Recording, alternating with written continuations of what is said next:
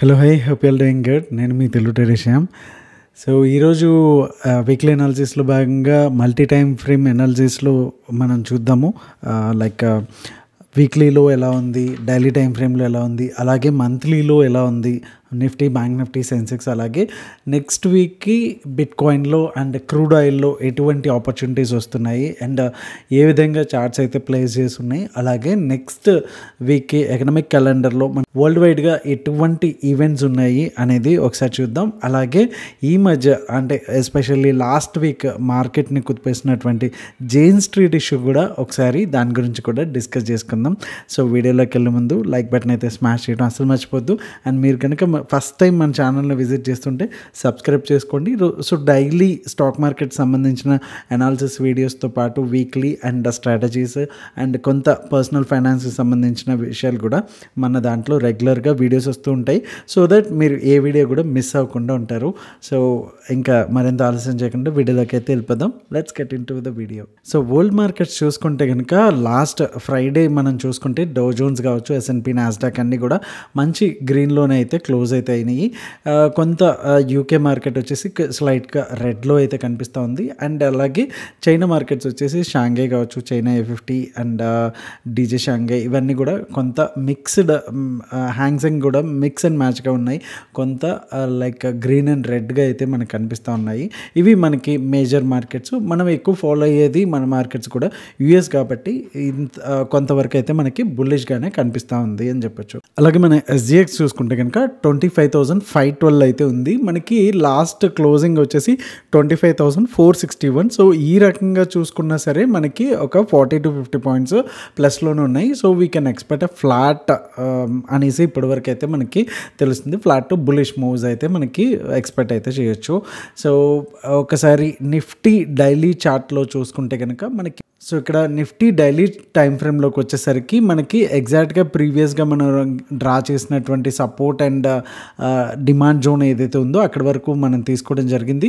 And లో ఏదైతే ఉందో 25,331, ఓకే, అంటే ఎగ్జాక్ట్గా మనం డ్రా చేసినటువంటి జోన్ ఏదైతే ఉందో అక్కడ నుంచి అయితే ఒక సపోర్ట్ అయితే తీసుకుంది. అండ్ హై వచ్చేసి 25,500 అయితే మనకి బ్రేక్ అయితే కాలేదు. 25,470 వరకు అయితే వెళ్ళేసి మళ్ళీ వెనక్కి రావడం కూడా చూడొచ్చు. మనకి డైలీ టైం ఫ్రేమ్లో చూసుకుంటే కనుక మనకి ఇది హ్యామర్ ప్యాటర్న్ అయితే ఇచ్చింది. హ్యామర్ ప్యాటర్న్ జనరల్గా ఎప్పుడైనా సరే ఒక డౌన్ ట్రెండ్ వచ్చిన తర్వాత ఇక్కడ నుంచి ప్రైజెస్ బుల్స్ చాలా స్ట్రాంగ్గా గనక అప్ సైడ్ పుష్ చేయగలిగితే ప్రైజెస్ ఇలాంటి క్యాండిల్స్ అయితే మనకు వస్తాయి.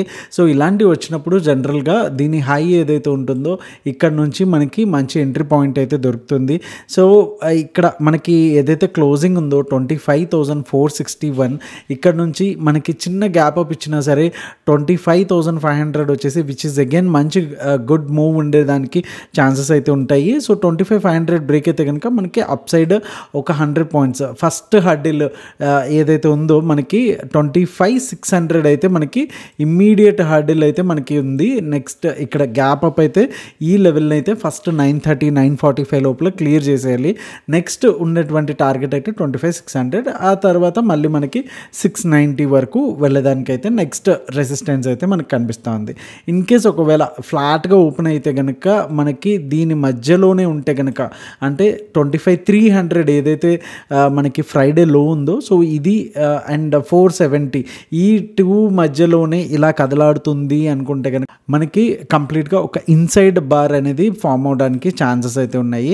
సో ఇది డైలీ టైం ఫ్రేమ్లో ఉన్నటువంటి క్యాండిల్స్ అండ్ మనకు వచ్చినటువంటి లెవెల్స్. సో ఇక్కడ ప్రీవియస్గా కూడా మనం గమనిస్తే కనుక అంత ఈజీగా అయితే వెళ్ళలేదు. బట్ లాస్ట్ టైం ఏంటంటే ఒకేసారి ఒకే క్యాండిల్లో అండ్ 2 క్యాండిల్స్లో 25,600 వెళ్ళింది. బట్ అక్కడ నుంచి సస్టైన్ అవ్వకుండా కిందకు వచ్చింది. సో ఇదైతే కనుక నెక్స్ట్ మూవ్ ఏదైనా ఎప్పుడైనా సరే మనకి నెక్స్ట్ ఇక్కడ నుంచి సపోర్ట్ తీసుకుని పైకి వెళ్తే ఆ మూవ్ అనేది చాలా అగ్రెసివ్గా చాలా బెటర్గా ఉంటుంది. మనకి ఈ నెక్స్ట్ హై ఏదైతే ఉందో ప్రీవియస్ హై దాన్ని బ్రేక్ చేస్తే కనుక అది మనకి పెద్ద మూవ్ ఇవ్వడానికి and short covering rally kind of thing కూడా మనం ఎక్స్పెక్ట్ అయితే చేయొచ్చు. సో ఇప్పుడైతే కనుక ఎగ్జాక్ట్గా ఇక్కడ నుంచి ఉంది. సో ఇక్కడ నుంచి వెళ్తే కనుక మళ్ళీ మనకి ఫ్రెష్ ఆల్ టైమ్ హై ఏదైతే ఉందో 26,200 ఈ బ్రేక్ చేయడానికి అయితే అవకాశం అయితే ఉంటుంది. ఇన్ కేస్ ఒకవేళ ఇక్కడ నుంచి మళ్ళీ అగైన్ ఫెయిల్ అయ్యింది అనుకుంటే కనుక మనకి ఒక రేంజ్ బౌండ్లో ఉండడానికి ఛాన్సెస్ అయితే ఉంటాయి. సో ఇది వచ్చేసి మనకి డైలీ టైం ఫ్రేమ్లో. సో వీక్లీ టైం ఫ్రేమ్లోకి ఒకసారి వెళ్ళిపోదాం. సో వీక్లీకి వెళ్ళే ముందు మంత్లీలో చాలా ఇంట్రెస్టింగ్ ప్యాటర్న్ అయితే మనకు కనిపిస్తూ ఉంది. ఒకసారి ఇక్కడ చూసుకుంటే కనుక let me clear all these drawings so that మనకు ఒక క్యాండిల్ మీద ఎక్కువ ఫోకస్ చేయడానికి ఉంటుంది. సో ఇది వచ్చేసి ఎప్పుడైతే మనకి ప్రీవియస్గా ఒక బౌన్స్ అయితే ఇక్కడ నుంచి మనకి చాలా మంచి బౌన్స్ అయితే వచ్చింది. ఎక్కడ నుంచి 22,000 లెవెల్ నుంచి మంచి వీ షేప్ రికవరీ అయితే నిఫ్టీ అయితే తీసుకుంది. ఆల్మోస్ట్ ప్రీవియస్గా ఎక్కడుందో 25,750 అక్కడ వరకు అయితే వచ్చేసింది. సో నెక్స్ట్ 2 సినారియోస్ మనకి డైరెక్షన్స్ ఉంటాయి.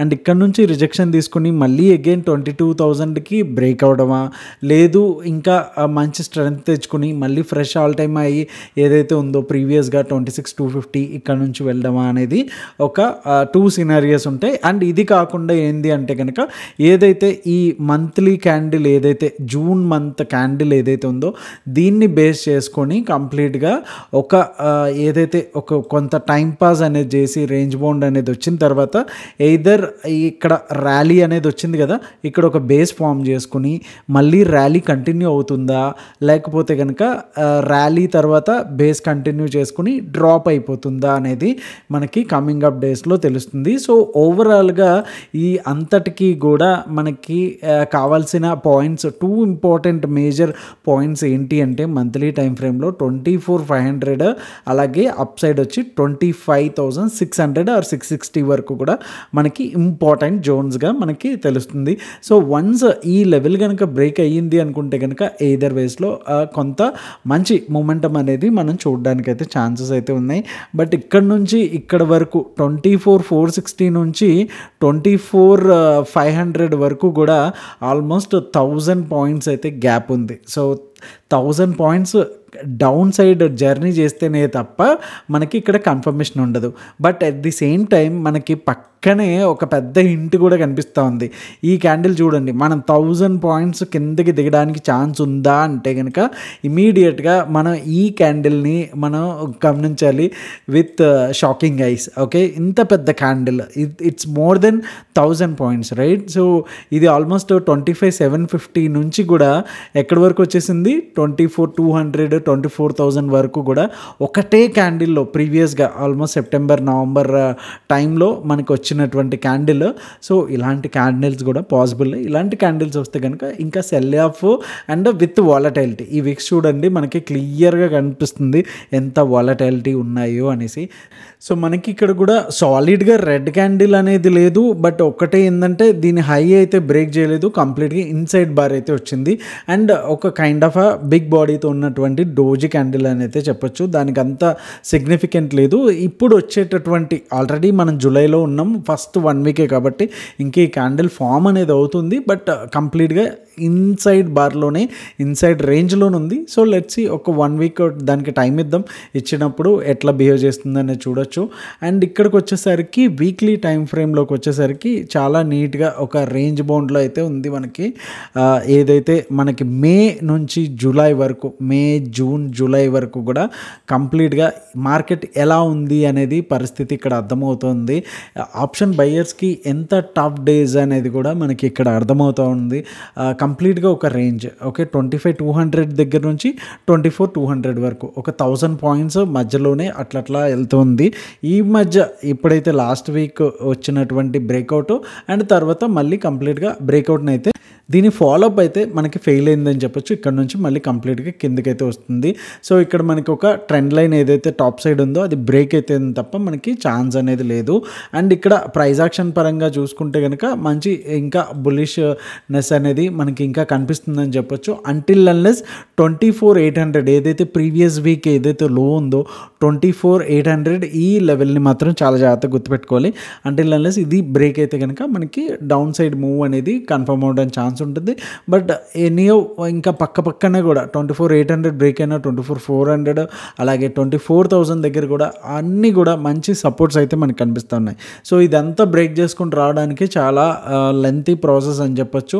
అండ్ రేపుటికి మనకి జైన్ స్ట్రీట్ ఏదైతే ఎఫెక్ట్ ఏదైతే ఉందో మనకి చాలా వరకు కొంత పడబోతుంది. ఎందుకు పడబోతుంది అంటే కనుక ఆల్మోస్ట్ ఏదైతే మనకి జైన్ స్ట్రీట్ దగ్గర నుంచి మనకి ఆప్షన్స్ వాల్యూమ్స్లో కావచ్చు, ఓవరాల్గా టర్న్ ఓవర్స్ కావచ్చు, దాంట్లో వచ్చేసరికి 50% వచ్చేసి జైన్ స్ట్రీట్ దగ్గర నుంచి మనకి కాంట్రిబ్యూట్ అవుతుంది. సో ఇది వచ్చేసి కంప్లీట్గా సెబీ బ్యాన్ చేసింది కాబట్టి ఇది ఈ ఆప్షన్ వాల్యూమ్స్ అనేది మనం కోల్పోవడం జరుగుతుంది.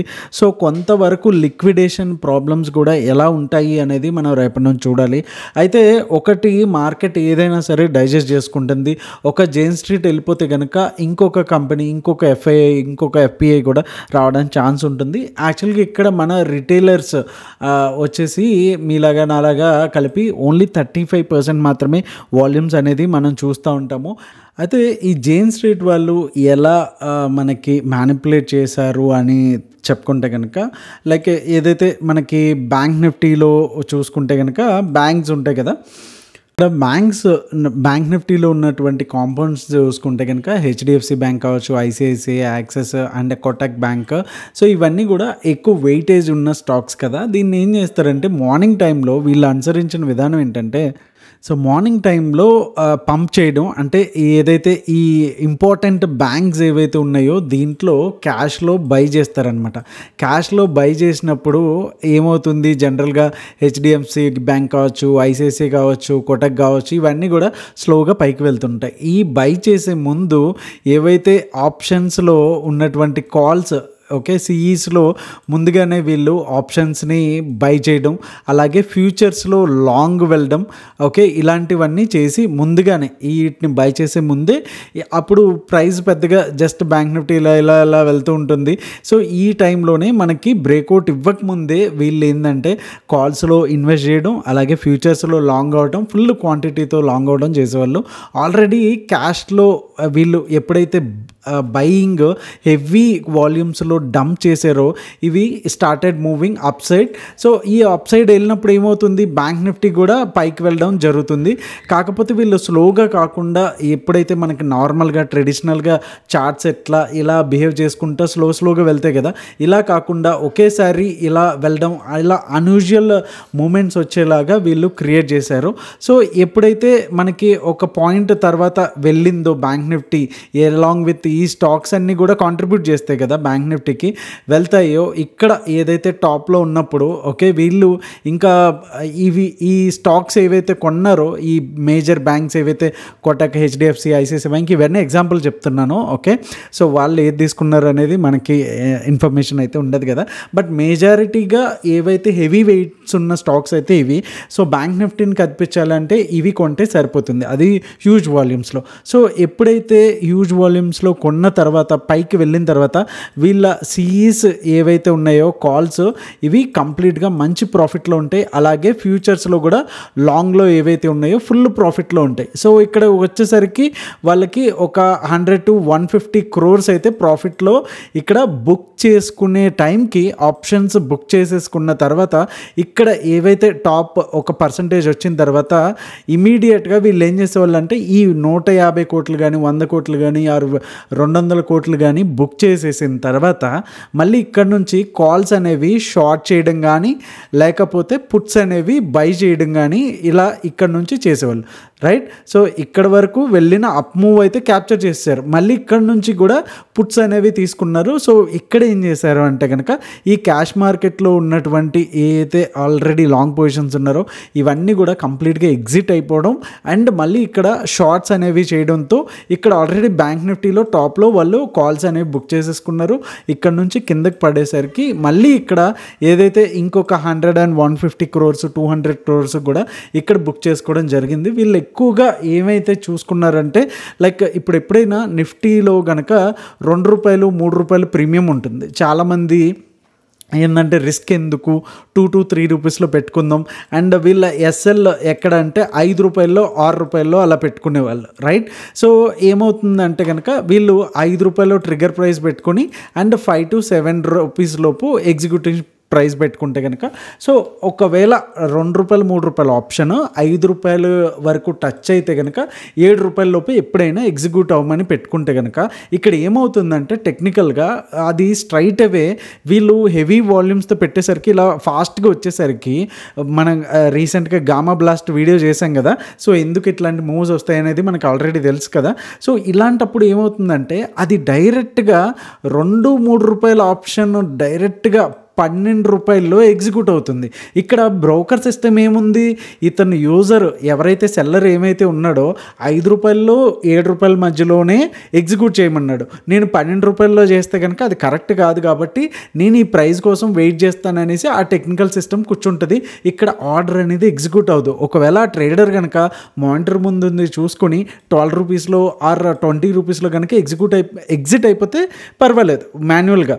లేదు అలా ఈ టైంలో కనుక ఏదన్నా టెక్నికల్ గ్లిచ్ వచ్చినా సరే వాళ్ళ స్టాప్ లాస్ ఎగ్జిట్ అవడం కుదరట్లేదు అనుకుంటే కనుక ఇది స్ట్రైట్గా మనం చాలాసార్లు చూసాం కదా, రూ. 2 ఆప్షన్ 50 రూపీస్కి 100 రూపీస్కి అలా 150కి వరకు వెళ్ళిన రోజులు ఉన్నాయి కదా. సో ఇతను ఏం చేస్తాడంటే రూ. 2 రూ. 3 వస్తుందన్న ఆశపడ్డ వ్యక్తి రూ. 50 70 అతని ఆప్షన్ని కవర్ చేసుకోవాల్సిన పరిస్థితి, అంటే ఎగ్జిట్ అవ్వాల్సిన పరిస్థితి. సో అతనికి డైరెక్ట్గా 50 to 70 రూపీస్ అనేది 70 పాయింట్స్ అనేవి ఇంటూ లాట్ సైజ్ అంతా 75 కదా. సో ఇంత లాస్ అవ్వడానికి ఛాన్సెస్ అయితే ఉన్నాయి. సో ఈ టెక్నిక్ని వాళ్ళు ఎక్కువ యూజ్ చేసుకున్నారు అండ్ ఎక్కువగా ఈ మూవ్ చేయడానికి ఎక్స్పైరీ డేస్న వాడారు. సో లాస్ట్ ఇయర్ నుంచి మనం చూస్తూ ఉన్నాము ఎక్కువ ఈ జైన్ స్ట్రీట్ అనే పదం ఎంత ఫేమస్ అయిందో. సో చాలామంది ఆప్షన్ సెల్లర్స్ ఎక్కువ లాస్ అయ్యారు. ఎక్కువ అమౌంట్ కంపారిటివ్లీ బయింగ్ సైడ్తో పోల్చుకుంటే కనుక ఎవరైతే కొంత లైక్ ఇలాంటివన్నీ కూడా కొంచెం అవగాహన లేకుండా రీసెంట్గా వచ్చి కొంచెం పెద్ద క్యాపిటల్తో సెల్లింగ్ మంచి ప్రాఫిటబుల్ అని చెప్పేసి వస్తారు. సో వాళ్ళ దగ్గర నుంచి చాలా వరకు తీసుకుంది. అండ్ ఇది కొంతవరకు కాన్ఫిడెన్స్ కూడా, ట్రేడర్స్ యొక్క కాన్ఫిడెన్స్ని కూడా మనకి కంప్లీట్గా దూరం చేయడానికి కూడా ఛాన్సెస్ అయితే ఉంటాయి. అండ్ వీళ్ళు ఓవరాల్గా ఇప్పటి వరకు వచ్చేసి 43,289 కోట్లని వీళ్ళు ఈ రకంగా ప్రాఫిట్గా మనకైతే వీళ్ళు జైన్ స్ట్రీట్ అనేసి మొత్తం కంప్లీట్గా రిటైలర్స్ నుంచి అయితే తీసుకున్నారు. బట్ ఇప్పటివరకు అయితే సెబీ అయితే ఇప్పుడు రీసెంట్గా 4,840 crores మాత్రమే వీళ్ళు పెనాల్టీ అయితే వేశారనేసి అయితే మనకు తెలుస్తుంది. బట్ ఇంత అమౌంట్ ఇంకా లాక్కు రావాల్సిన పని ఉంది. సో ఇన్వెస్టిగేషన్ అయితే ఇంకా డీప్గా కొనసాగుతుంది అనేసి చెప్తున్నారు. సో ఇలాంటివి కంప్లీట్గా ఇలాంటి రూల్స్ అయితే ఖచ్చితంగా ఉండాల్సిందే. సో ఇట్లాంటివి ఇంకా ఆగలేదు అనుకుంటే కనుక రీటైల్ ట్రేడర్ అనేవాడు మార్కెట్లో అయితే ఉండడు ఖచ్చితంగా. సో ఇలాంటి మూవ్స్ మంచిదే, బట్ కొంతవరకు రేపటికైతే కనుక ఆప్షన్స్లో వాల్యూమ్స్ అనేవి తగ్గడానికి ఛాన్స్ ఉంది అనేసి డెఫినెట్గా చాలామంది భయపడుతూ ఉన్నారు. లెట్స్ సీ, ఒకటి పోతే ఇంకోటి వస్తాడు, ఇంకోటి పోతే ఇంకోటి వస్తాడు. మార్కెట్ అయితే ఎవరి కోసం ఆగదు కదా. సో జైన్ స్ట్రీట్ లాంటి పెద్ద పెద్ద వాళ్ళు ఇలాంటి మ్యానిపులేషన్ చేయడం కూడా అంత కరెక్ట్ అయితే కాదు డెఫినెట్గా. దానికి మళ్ళీ ఇండియన్ లాంటి మార్కెట్స్ని, ఎందుకంటే డెరివేటివ్ పరంగా కూడా మనది వరల్డ్ నెంబర్ 1 మార్కెట్, సో ఎంచుకున్నారు. బట్ సెబీ ఇలాంటి విషయంలో చాలా మంచి పని చేసింది అనుకోవచ్చు. అండ్ ఇలాంటి మ్యానిపులేషన్స్ జరగకుండా కూడా సెబీ ఇంకా ఏఐ టూల్స్, ఇంకా అడ్వాన్స్డ్ టూల్స్ యూజ్ చేసి ఇంకా ఇలాంటివి జరగకుండా ఒక రిటైల్ ఇన్వెస్టర్ ట్రేడర్ యొక్క కాన్ఫిడెన్స్ని అయితే బిల్డ్ చేయాలని అయితే కోరుకుంటున్నాను. సో దీని మీద మీ ఒపీనియన్ ఏంటి అండ్ మీరు ఎలా చూస్తున్నారు అనేది ఖచ్చితంగా అయితే కమెంట్ అయితే చేయండి. అండ్ ఒకసారి బ్యాంక్ నిఫ్టీకి అయితే వెళ్ళిపోదాం. సో బ్యాంక్ నిఫ్టీలోకి వచ్చేసరికి let's start with monthly. So monthly time ఫ్రేమ్లో చూసుకుంటే కనుక మంచి స్టెప్ బై స్టెప్ వేసుకొని ఇంకా మంచిగానే వెళ్తూ ఉంది. సో ఇక్కడ కూడా కైండ్ ఆఫ్ ఒక బోరింగ్ క్యాండిల్ అయితే వచ్చింది. అండ్ ఇది కూడా కంప్లీట్గా ఏదైతే ఉందో మనకి ఇన్సైడ్ బార్లోనే మనకు కనిపిస్తూ ఉంది. అండ్ నెక్స్ట్ మంత్లీ టైం ఫ్రేమ్లో అయిపోయిన తర్వాత వీక్లీ టైం ఫ్రేమ్లో చూసుకుంటే కనుక ఇక్కడ కూడా సేమ్ నిఫ్టీ మాదిరిగానే మంచి higher lows and higher highs వేస్తూనే ఉంది. సో వన్స్ 56,000 దగ్గర చాలా సపోర్ట్ అయితే మనకు కనిపిస్తూ ఉంది. సో వన్స్ 56,000 కూడా సో వన్స్ 56,000 అండ్ 55,000 బ్రేక్ అయితేనే తప్ప మనం బేరిష్గా అయితే కన్వర్ట్ అవ్వడానికి అయితే లేదు. సో దీంట్లోకి వచ్చేసరికి ఇంకా ఫ్రెష్ ఆల్ టైమ్ హై వేస్తుందా అనేది మనకి కమింగ్ అప్ డేస్లో మనకి తెలుస్తూ ఉంటుంది. బ్యాంక్ నిఫ్టీలోకి వచ్చేసరికి మనకి రైజింగ్ వెడ్జ్ అయితే కంప్లీట్గా మనకి కనిపిస్తూ ఉంది.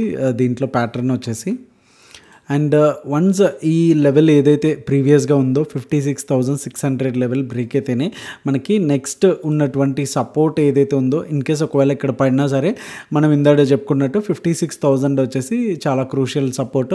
సో ఇది కూడా బ్రేక్ అయితే కనుక మనం కమింగ్ అప్ డేస్లో 55,000 అలాగే 54,000 కూడా చూడడానికి అయితే వస్తుంది. సో ఇది బ్యాంక్ నిఫ్టీకి సంబంధించిన అండ్ జైన్ స్ట్రీట్కి సంబంధించిన అప్డేట్స్.